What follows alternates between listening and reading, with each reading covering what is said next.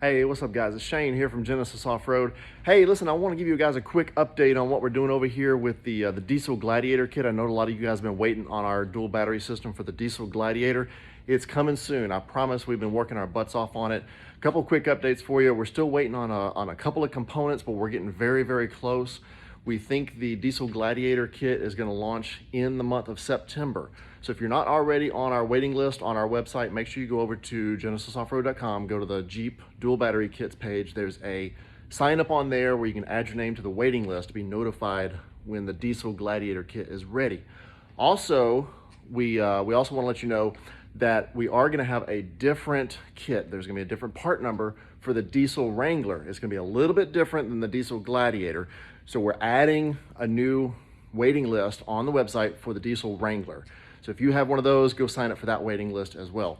Also, I know over the past year or so, we've heard from a lot of our customers that it's been kind of hard to find batteries. We've had a hard time keeping batteries in stock over here. So we started stocking Odyssey and full throttle batteries here in our office. So we've got lots of batteries available for you. Right here, I've got, these are the Odyssey Group 25s right here. I got another pallet of Odyssey 25s. There's some more over there. Let's see.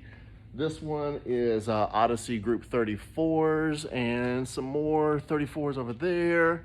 And I got some more. Let's see, back here in the back corner is another pallet of Odyssey Group 34s. This cart here, some batteries that are shipping out this morning.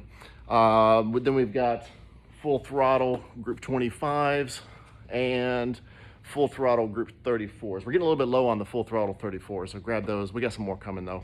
But just want to let you guys know about thanks for the patience on the diesel Gladiator kits. We've been working our butts off of it. It seems like it's been the worst possible time to be launching new products with the supply chain.